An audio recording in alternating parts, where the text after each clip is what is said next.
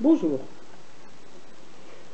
Alors je voulais pas faire de vidéo aujourd'hui puisque normalement on ne doit pas parler des législatives, donc je ne dirai pas pour qui je vote, je n'inciterai pas à voter pour quelqu'un, par contre je vous incite à aller voter, ça j'ai le droit de le dire.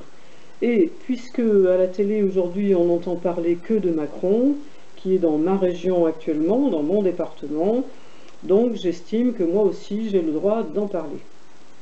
Je vais d'abord vous raconter quelque chose qui est en soi très peu important, mais je ne sais pas pourquoi. Quand j'étais petite, ça m'a marqué.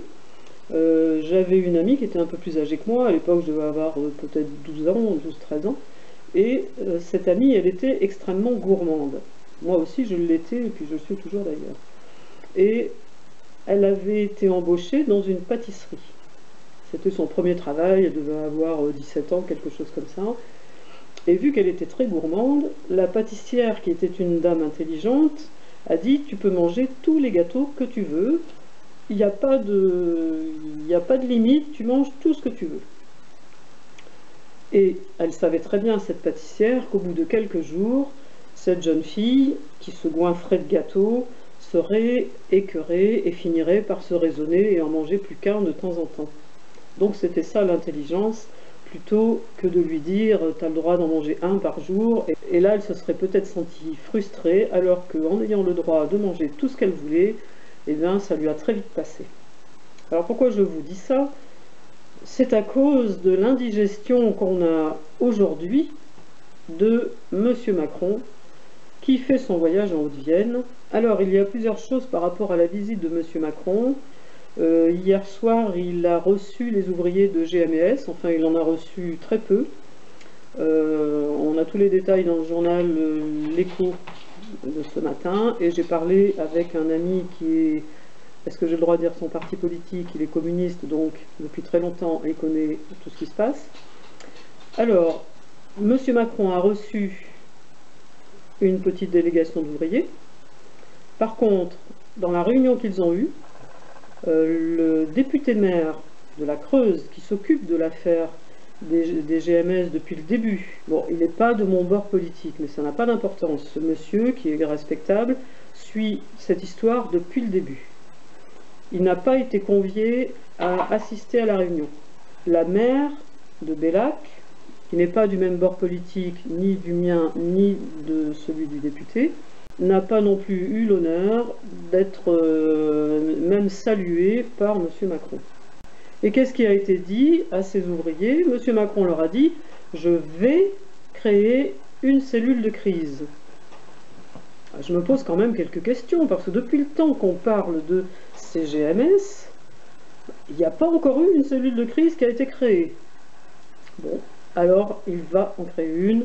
Donc bien entendu, les ouvriers ne sont pas plus confiants qu'ils l'étaient il y a 2 jours. Voilà pour ça. Alors maintenant, moi je me demandais vraiment pourquoi Emmanuel Macron avait choisi de revenir à Oradour-sur-Glane, puisqu'il était venu juste avant les élections. Donc pourquoi revenir? C'est l'anniversaire du massacre d'Oradour-sur-Glane.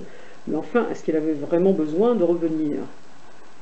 Alors je pense que oui, qu'il est revenu. Parce qu'aujourd'hui, les médias n'ont pas le droit de parler des législatives.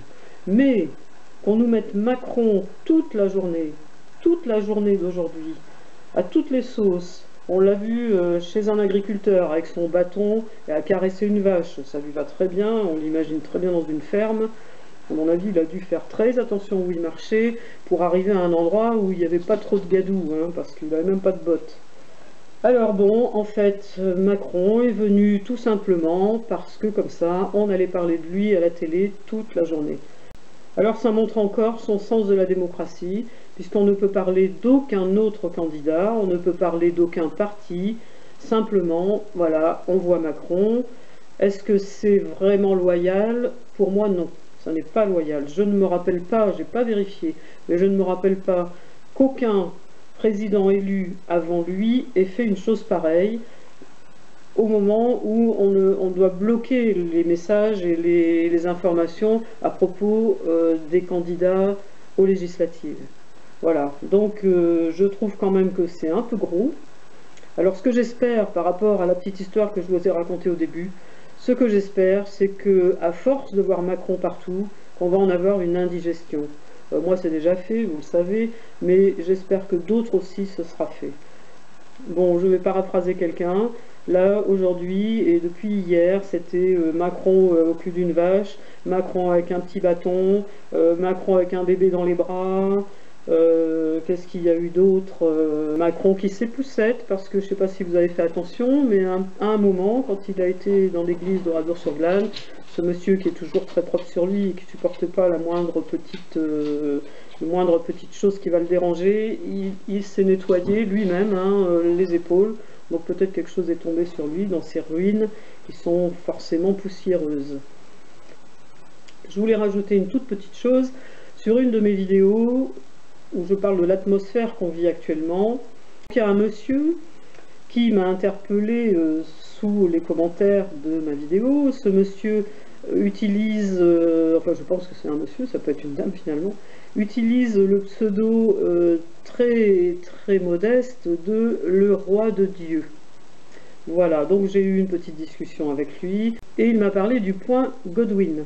Le point Godwin, c'est le fait dans la discussion de rappeler ce qui s'est passé pendant la guerre avec les nazis, l'Holocauste, tout ça.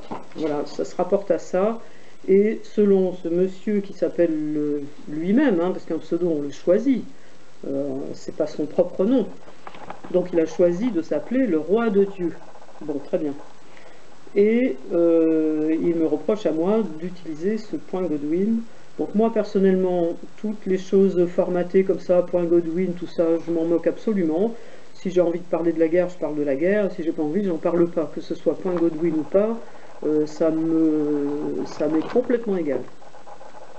Mais je lui demande à ce monsieur, le roi de Dieu, si aujourd'hui Emmanuel Macron et les journalistes et tout ça, est-ce qu'ils n'ont pas, eux aussi, mais alors un énorme point Godwin qu'ils utilisent à outrance aujourd'hui. Voilà, je vais m'arrêter là, puisqu'on n'a pas le droit de dire des choses sur les candidats et les votes. Je vais juste vous dire, allez voter, ne laissez pas les autres voter pour vous.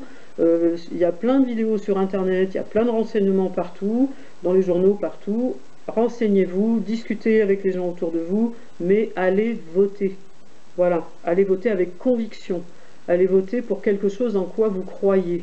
Voilà, on ne vote pas juste pour faire comme le voisin, sa petite copine, son petit copain, son mari, son père, son frère, ni pour faire comme on vous l'explique dans les journaux ou dans les médias. On vote par conviction. On se renseigne, on lit des choses, on écoute des choses et on se fait sa propre opinion.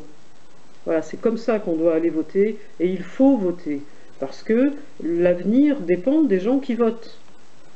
Voilà, je vous souhaite une très bonne fin de journée, à l'ombre si vous pouvez, parce qu'il fait vraiment chaud. En tout cas, chez nous, en Limousin, il fait vraiment chaud. Et je vous dis à bientôt pour une nouvelle vidéo. Quels que soient les résultats, de toute façon, je continuerai à faire des vidéos. Et voilà, donc allez voter. Merci pour votre écoute et à bientôt. Au revoir.